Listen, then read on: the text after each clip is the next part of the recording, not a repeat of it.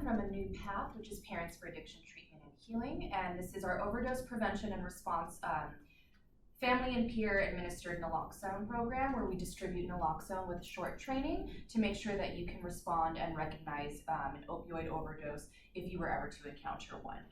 So it's a program of a new path, and all of my contact information is on this first slide. So if you ever have any questions, please feel free to contact me at any time with any of those forms. A new path, just to give you a little bit of background about us, we are Parents for Addiction Treatment and Healing. We're a nonprofit advocacy organization of parents, concerned citizens, individuals in recovery, healthcare professionals, and community leaders. A New Path was founded in 1999. We strive to ensure access to quality, cost-effective addiction treatment services, lessen harms associated with addictive illness, to reduce recidivism and save lives. We cannot take all the credit for this program. We were not the first people to come up with this. We would like to give all the credit to Mary Wheeler of the Healthy Streets Outreach Program in Boston, Massachusetts. She has been doing this since the early 2000s, giving out clean needles from the back of her car, and naloxone purchased out of pocket, and she helped start this program and change laws to give people Narcan to use at home. OD stats. In San Diego County, someone dies from an opioid overdose every 3 days. That was 273 deaths in 2017. Opioid overdose is the leading cause of an accidental death. There are only 2 opioid overdose prevention and recovery training programs in San Diego, which is us and Family Health Centers of San Diego at their county syringe exchange program. We're big on family intervention. We like to give resources to families who maybe have never experienced addictive illness or opioid overdose. So we want to kind of prepare families, friends, peers for something that they might expect if they ever run into this. So the majority of ODs occur in the presence of others. Most opioid ODs can be reversed by rescue breathing and or naloxone administration. Many younger drug users are still living at home or can still visit the home. Treatment options can be discussed at the hospital with family present in case of an overdose. We like to give realistic and useful education for families. Training program details. This will work a little bit differently because of the webinar. We will have an online form for you to be able to fill out. It's the registration form, so please make sure you follow the directions when you click on that link. Make sure this form is signed, or you'll not be able to receive Narcan if you would like to receive a free kit of Narcan after taking this webinar training. We'll go over the California law that allows anyone at risk for having or witnessing a drug overdose to obtain a prescription for naloxone. We have a standing order that authorizes a new path to provide naloxone under a prescription, which is for the whole state of California for people who complete our training. And a new path provides free group and individual trainings for naloxone in San Diego County. So if you'd like to take a training at your facility and train your staff, if you did not want to take the webinar, or if you wanted to have a one-on-one or a group session in person, you can definitely contact me and we'll set that up. Your training components today are about 20 minutes. Registration form, print that out please if you would like to get that kit, like I said. Review of overdose risks, prevention, response, calling 911, rescue breathing, safe administration of naloxone, and the refill procedure. What are opioids? The group of drugs or opioids includes heroin, morphine, codeine, oxycodone, other prescription painkillers like Vicodin, Percocet, fentanyl, which is synthetic, and carfentanil, which is also synthetic. This does not include benzodiazepines. So for those who don't know, naloxone only works for opioids, no other drugs. Meth, speed, anything like that, cocaine, it does not work. What is naloxone? Naloxone is a prescription medicine that is used to reverse an opioid overdose. It can't be used to get high. It's not addictive. Paramedics and doctors have been using it for decades. It's safe and effective. It also goes by the brand name Narcan, and it's an opioid antagonist. So we'll go over the overview for opioid overdose, the risks and prevention. So this slide, it's a nice little example of what it looks like if someone is going through an opioid overdose in their mind. So there's that receptor, which is purple, and the green ball would technically be the drug. When you've taken too much of that opioid, it sits on that receptor in the brain and takes over to where the body forgets to breathe. So it fits exactly on all of those receptors, and it numbs the body so much that it's not doing the one thing it needs to do to stay alive. So the brain has many receptors for opioids. Too much of an opioid fitting into many receptors slow and stop breathing. Some people will consider seeing somebody going through an opioid overdose and think it's a cardiac arrest because it mimics the non-breathing patterns of somebody who might have suffered a cardiac arrest, but this actually has nothing to do with the heart and is completely about the brain. So what happens when you take naloxone and you give naloxone to somebody who is overdosing is that the naloxone comes and pushes the drug off of the receptor temporarily. This does not last very long, 20 to 40 minutes, maybe an hour at most. So it is not something that can be used for a cure for addictive illness. It's not something that once you give it to someone, it's going to make the drug addiction go away. It is something just to make sure that the body remembers to breathe. So it kicks that drug off the brain and has the drug sit elsewhere in the brain while it reminds the body to breathe. So it has a stronger affinity to the opioid receptors than the opioid. So it knocks the opioid off the receptors for a short time and lets the person breathe again. So ODs continue, just to give a little more information about what can happen. They can be instantaneous or over a period of time.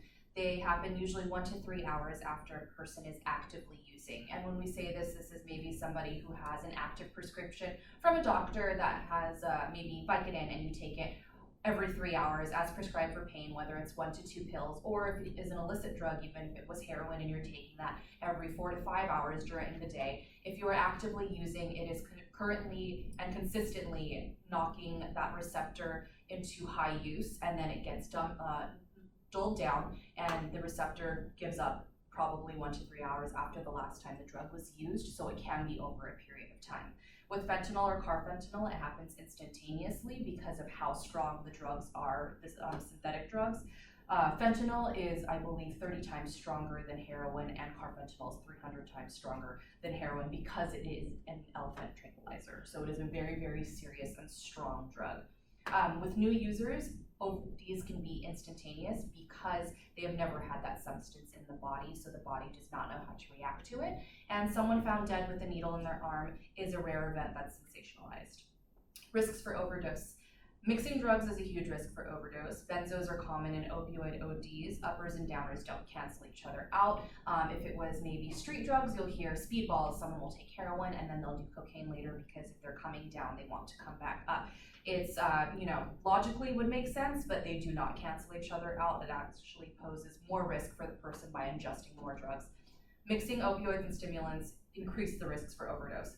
Tolerance changes, this is a big one in the recovery community, like leaving detox or jail. If somebody checked into detox or was arrested, let's say over the weekend on Friday, they get released on Monday, they decide they don't want to, maybe hit recovery yet, or that since they were in jail, they weren't able to use. So they use the same amount they might have used before they went to detox or before they went to jail, and they use the same amount and they could go out instantly because they haven't had that drug in the system for a short period of time. So your tolerance basically goes back to 0, so keep that in mind.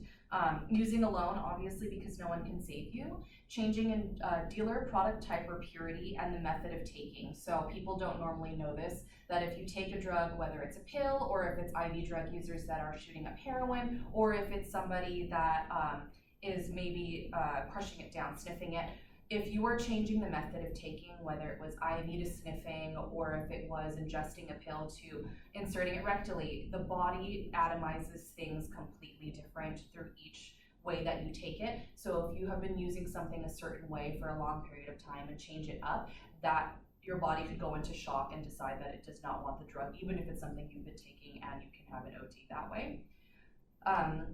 And thinking you know everything is a big one for risks for overdose. Benzos and opioid ODs, we like to address this because benzos are almost always found in opioid ODs. It's because they enhance the effects of high, or they can reduce the symptoms of withdrawal. They're long acting, they are time release, so they usually last all day. They impair your short-term memory, so you can forget how much you've used recently. They're very common and easy to find on the street. They're cheaper than heroin. They're frequently prescribed for mental health treatment reasons, and the drugs could be cut with benzos without the user knowing. And examples of benzos are Xanax, Klonopin, or Valium. We like to touch on this just because of the amount of ODs that are found with benzos in them. It is not a guarantee. Narcan only works for opioids, but they have rescued people with Narcan that have used benzos as well. It's not, like I said, a guarantee, but it's something that you should still try. That's the whole point of this program, is to use Narcan to see if you can save someone's life. Prevention messages for families. I want to remind you that because or when your tolerance is low, you're at high risk for an overdose. Do you have an overdose plan? Do you and your friends know about naloxone? Overdose plans are things we like to set in place or talk to sober living homes, transitional facilities, making sure that you know or your staff knows where the naloxone is kept, how it's used, and that you know what to do in case of an overdose as a unit for your staff. I love you, but not what you do, and I don't want anything to happen to you, and if you relapse, please don't do it alone. So now we'll go into responding to an opioid overdose. Signs and symptoms of an OD. A lot of people, maybe, like I said, they have not experienced addictive illness and they maybe have no idea what it would look like if someone OD'd. These are kind of the symptoms you want to keep an eye out for. So body is very limp, the face is very pale because they're not breathing, pulse or heartbeat is slow, erratic, or not there at all, throwing up, passing out, choking sounds or gurgling, awake but unable to respond, blue or ashy skin tinge, usually the lips or the fingertips go first. We'll have a lot of people ask us, well, what's the difference between really high or an overdose? So if someone's really high, you're gonna see maybe their muscles are relaxed. You know, if you're taking a pain pill, that everything kind of just starts to melt away. You see them that they might be a little bit sleepy looking, speech is slow or slurred, nodding is, you know, maybe you could be having a conversation with them and their head's kind of, you know, tossing in and out. Responsive to stimulation like yelling or a sternum rub. If someone's overdosing, so the versus really high, deep snoring or gurgling, which they like to call the death rattle, because your body is trying to breathe and it knows it's supposed to be breathing, but the mind does not remember to do it. So it creates this awful snoring sound. So if somebody maybe has never snored before and you're keeping an eye on that person, and all of a sudden they start to snore really loudly, or it sounds very, very disturbing, if you want to put it that way, that is something to keep an eye out for because it could be the death rattle. Very infrequent or no breathing, pale or clammy skin because they're not breathing, heavy nod. So somebody maybe come home is passed out on the couch and they're like completely passed out in a weird position. They might have fallen over onto themselves. Those are very odd positions for the body, so you know that that's not how people normally take a nap or go to sleep. You might want to go check on that person because that is not something you would normally see if someone was doing that. Not responsive to stimulation and a slow heartbeat or pulse. So identifying an overdose. You've seen enough to be worried, whether it's 1, 5, or all of the symptoms on the previous page. You want to check on them by maybe kicking their foot, shaking their shoulders a little bit, asking if they're okay, saying something alarming like your mom is coming, because maybe if they're not supposed to be using, they are going to be worried about being in trouble. Or a cop is coming because that's something alarming for someone that does not want to get in trouble. So if there's no response, you're going to try the sternum rub, which is taking your knuckles right here, the top of your knuckles, and raking it across the breastbone. If you do it to yourself right now, you'll notice that it's not really comfortable. So if somebody doesn't respond to the sternum rub, that is something that you're going to want to start going into your overdose procedure. It's enough pain for the sternum rub to wake someone up, but it does not cause long-term damage. This is usually the point when someone recognizes an opioid overdose and they see a loved one not breathing, and they go into a process of, you know, kind of trying to shock them to get them to wake up, like throwing them into an ice cold bath, putting them into a cold shower, feeding them water just to see if they'll try and drink it. These are all things that usually will cause more harm to the body, so you want to stay away from that, especially if you have naloxone. So if there's still no response from the person when you try to wake them up, call 911 and proceed to overdose procedure. So the way that this is going to go, if you're going to rescue someone and you have naloxone and you're going to reverse an opioid overdose, you're going to call 911. That is the first thing you're going to do. And then you're going to rescue breathe, administer Narcan, continue to rescue breathe. If no response within 2 to 3 minutes, administer the second dose of naloxone, and then continue rescue breathing. So if you already have kits, you hopefully know how to use them. If not, at least I've briefed you. All forms of naloxone are technically the same, whether they're nasal, intramuscular, the autonasals, or the ones that we have are the autonasals. So these are 2 doses per kit. It's upside down. 2 doses per kit. So you get 2 of these little doses that are foil packed, individual doses. If you were to use them versus an intramuscular, they all work the same. You do the same rescue procedure, which is the call 911, do rescue breathing, and then continue to administer the second dose of Narcan, and then continue rescue breathing until the ambulance gets there. I'm going to go into 4 main ways that have been reported to us that a rescue could go. So just to kind of keep a a mindful watch of what potentially could happen during a rescue. These are the four main ways that have been reported. So the first way is after you call 911, you do your rescue breathing, which is laying the person flat on their back, plugging the nose, tilting the head back, and checking the airway. If the airway is not clear, the only time you swoop anything out of the mouth is if you see it only in the top of the mouth by the tongue. Anywhere towards the back of the throat, you do not touch it because this person could be put into harm's way from choking versus their overdose. So if you see something at the top of the mouth, then you take your pinky, hook, swoop it out of the mouth. If it's too far back, leave it. The paramedics will take care of it, and you just continue on with rescue breathing.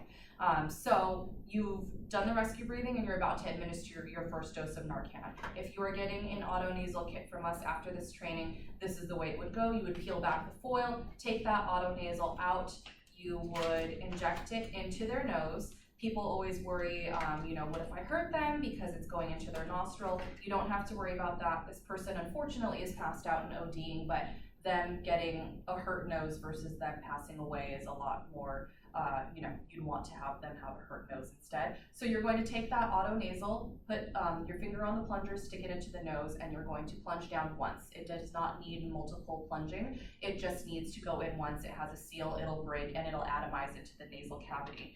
People normally ask if this person is not breathing, how is it going to get into the bloodstream? It goes in through the mucous membrane. You don't have to worry about this going into their body because they have to breathe. It does not need breathing. It just goes straight into the nose and it'll drip into the mucous membrane and atomize into the bloodstream from there. So you've done your first dose of Narcan. Take a step back for yourself because if you've never witnessed an opioid overdose, people could come back swinging, they could be yelling, vomiting, urinating themselves. So you want to keep yourself safe and make sure that you're out of harm's way after this person could potentially wake up in a disturbed manner. So take a step back for yourself. About 20 to 40 seconds later, this person should wake up, no more than a minute.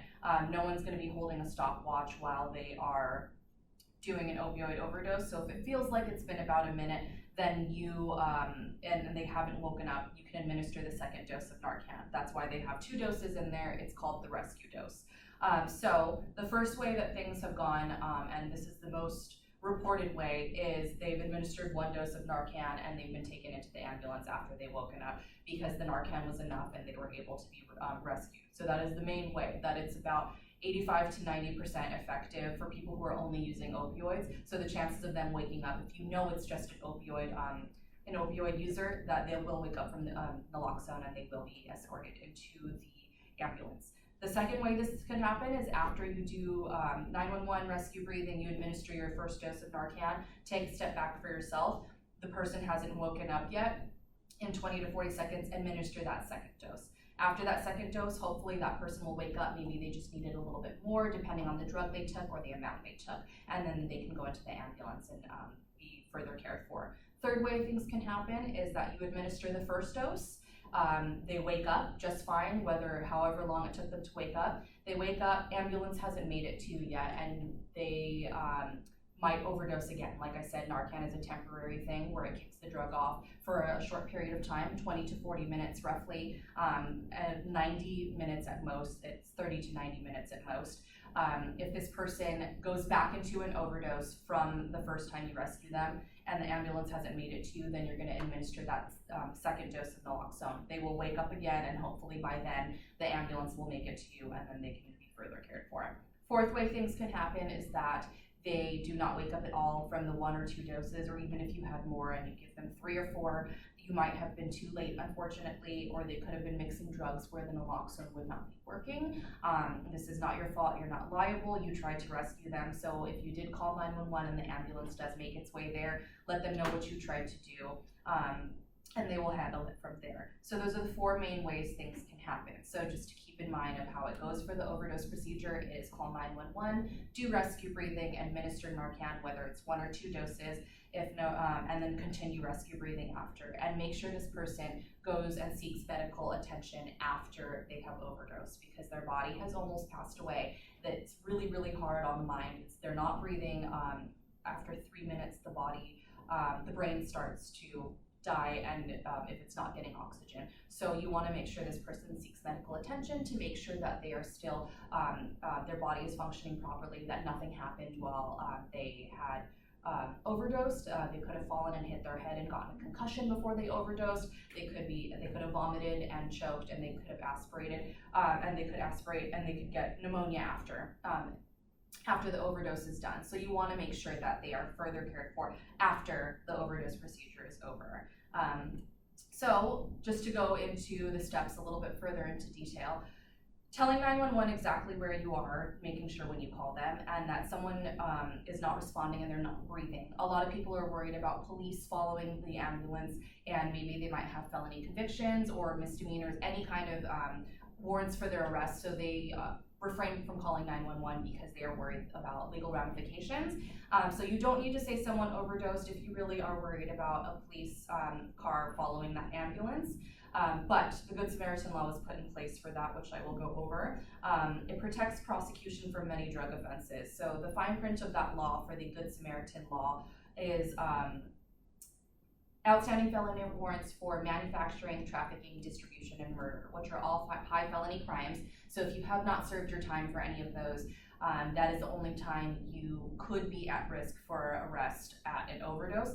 But the chances of someone coming up to see and arrest you, like your arresting officer, are highly unlikely. So if you have to leave the person, still call 911, so at least they can be further saved by the ambulance and the EMT and the emergency medical professionals.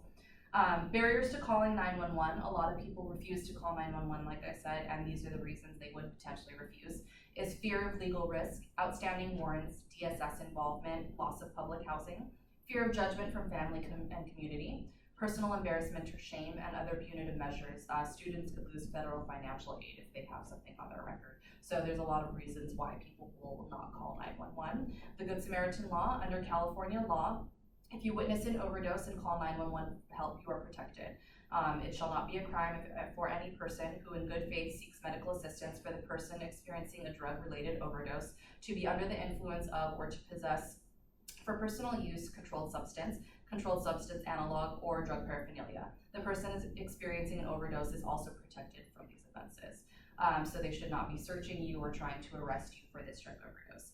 Responding recovery position. So this isn't just for anybody who wants to leave the person alone because they're worried about legal things. This is also if, say, the person has OD'd downstairs and the naloxone is kept in a medicine cabinet somewhere else in the house, upstairs, far further away than you think it is. You want to leave this person alone, whether it's 1 minute or 5 minutes. This is the position you want to leave them in so that they can't roll and hit their head, or they can't roll onto their back, vomit and aspirate, and then choke on their vomit. So this is, if any reason the person needs to be left alone, this is the position you want to leave them in. Responding to rescue breathing, like I said, if someone's choking or if they seem like they were choking on something, do not touch it. Only if it's you only touch it if it's in the top of the mouth. Put your cheek near the mouth and watch for and feel for breathing. A lot of times when you are rescue breathing, you will see the stomach rise and fall. If you want to see the chest rise and fall, usually tilt the head back a little bit further while they're laying flat on the ground.